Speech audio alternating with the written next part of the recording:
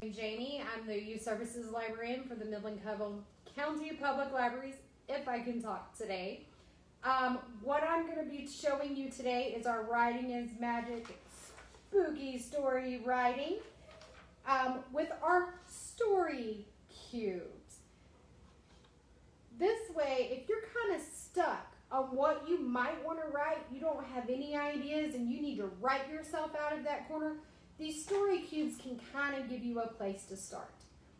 I'm going to walk you through some of the very basic steps and show you what is on the cubes. I have already rolled my cubes and I have a story that I will share with you. These kits will be available to you at both the Centennial and Downtown Youth Services Take and Make tables. I hope you come get them and that you enjoy them. Inside our kits, we have your basic little paperwork. This way, when you roll your dice, you can write down what you're dealing with, and then you can start filling in the details, like character name, maybe come up with some description. You can describe your setting, and it helps you walk through your beginning, middle, and end. So that's what all stories have. It's usually called the three-part journey or the hero's journey. You want to kick it off with a bang and end it so it ties up all the loose ends. Also in the kit, I gave you these wonderful, wonderful spooky pages to write on, and then some little fun things to help you expand your creativity, play with the words, draw, color, whatever works for you. Here are what our story cubes are. We have our character cube, the setting cube, the obstacle cube, as I said, I can't talk today, and the story starter cube. And this tells you what your first line of your story will be. All you have to do is cut them out, tape or glue them together, just fold them, and you have your dice cubes. So for my story, I rolled witch. So I donned my witch hat for today to work with the story. I rolled deserted museum for our location. The main character is trapped in the museum with the witch. We'll see how that goes. But I'm not going to tell you what I rolled on the cube because the story is here. I'll start that in a minute. One of the things to consider when you are sitting down to write your story is this is your story. Everybody's going to give you feedback. They're going to give you ideas. We have a book for Arthur who's writing a story for school, and everybody keeps telling him to make it bigger, make it better, sing a song, write it in poetry, but that didn't work for his story. Those critiques can help you. It can make your stronging better, but when you're writing your story, you need to write what you want to write. Think about your character, who they are, what they would do, how they would feel. Think about your setting, because where the character is it dark? Is it light? Is there a storm? Is it pretty? Is it dark and dank?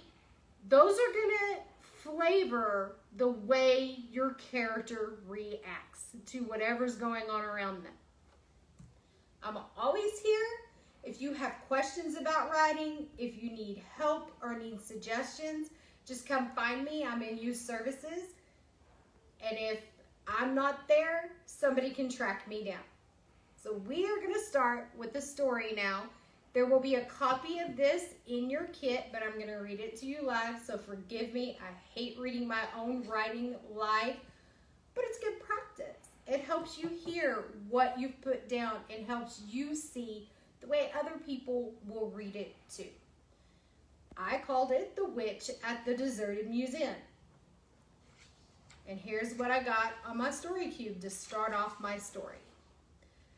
The night was black all around me. A drip, drip, drip sounded in the distance, but I wasn't sure where it came from, what it came from. Was the witch already working on more of her bile potions in the basement? The floor, concrete I think, was burning cold under my hands.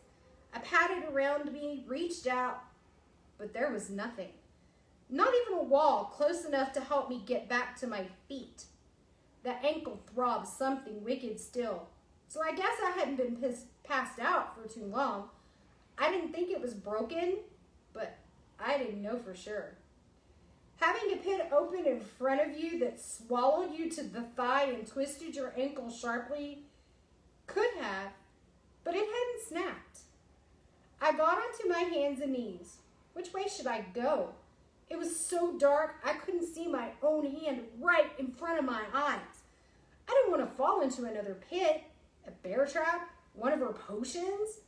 I needed to find my way back up to the main museum. Maybe the security guard to help me stop the witch. Maybe.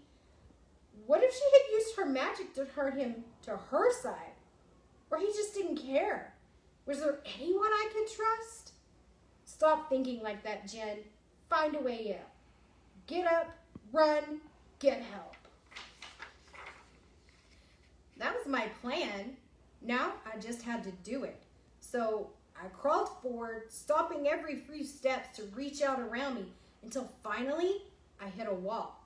Concrete too, a little warmer, but still cold. I turned to press my back to the wall and used the solid surface to help me get to my feet. The ankle cried out, but though weak and sensitive, it held.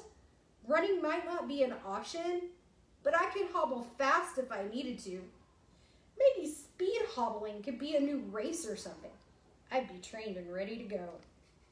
Could there be a door? I ran my hands over the freezing wall where I thought a handle might be and inched my way along. Nothing. I turned at the corner and tried again. My fingers brushed over beat metal. A hinge? Maybe? I ran my hands up and down and it twisted in what had to be a door frame. Please. I ran my hands down, flat against the surface and toward the edges of the metal I'd found. Yes, there was a handle. Be unlocked. Please be unlocked. I twisted the handle and pushed. The door swung open with an eerie creak. Dim light with a faint red tinge filled the hallway beyond the door. I took a few deep breaths while my eyes adjusted to the new light. Weak though it was, it still burned. The hallway was empty. The old storage room before they shut the museum down, maybe? There was a set of shadowy stairs at the end of the long hallway. Okay, Jen, you can do this, girl. Remember when you fell out of the tree? It hurt, and you managed to get to the house. You can get up these stairs. Can she? Let's find out. My hand to grip the handle hard took a little longer to convince than myself, but I pried my fingers away and limped into the hallway. The door swung with a creak and slammed shut behind me. Wham! Wham! Wham! Wham! Oh no. The shrill cackle of the witch broke through the dying echo. Back for more, dearie. Tisk, tisk. It's not time for you yet. The words sounded odd, like they were filtered through a microphone or something. Did the museum have an intercom with speakers? Using the wall for support, I limped toward the stairs as fast as I could. The pain throbbed up toward my knee. Light awoke above me as the door swung open. A creature hulked in the entrance, with the light flaring to brilliant green in its eyes. I froze, heart hammering, legs shaky, palms sweating. Claws clicked on the concrete as the monster slunk slowly down the stairs. There was nowhere for me to go, no place to run, and I didn't think I could move fast enough to get away from the creature. Think, Jen, think!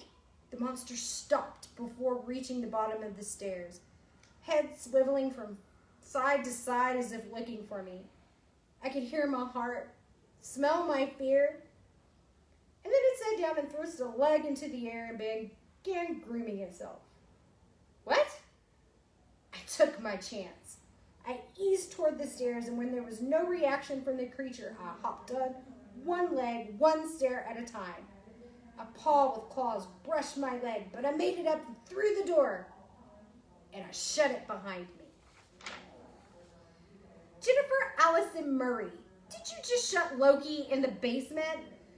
The witch had found me. She turned from the kitchen island where she stirred her next potion. The sweet smell and the hint of chocolate masked whatever foul ingredients had been added. She peered at me over her glasses, the wooden spoon held tight like a blade in her hand. Open the door. You know he howls something awful if he's in there for too long. The spoon scraped against the inside of the bowl as she began stirring once more. Did you finish your homework? I slumped against the door, arms crossed over my chest. No, I was working on my short story for English. You know, walking through the steps to nail the details. Well, good, but let Loki out of the basement and go write the story. She looked up at me and grinned. Am I the witch again? I love being the witch. Maybe my potion this time is what turned Loki into a giant beast. That is a pretty good idea. Actually, she smiled even more. Off you go, Jen. I opened the door to the basement and then scampered off to my room. It was time to write the story. I took a little twist there. It wasn't really a spooky story per se, though I think Jen was pretending to be really scared so she could get herself into that story. So as I said, the story is yours. If you want it to be spooky from start to finish, do it. If you want there to be a happy ending, make it. Me, I like putting myself as the writer who was trying to work her way through the details of a story, because when I sit down to write my own stories, I do this myself. Kinda. More I talk my way through it instead of acting it out. But Jen's a little braver than I am in that respect. So I hope y'all enjoy this. I hope you'll have fun making your own spooky stories and enjoy this wonderful spooky season. Bye, guys.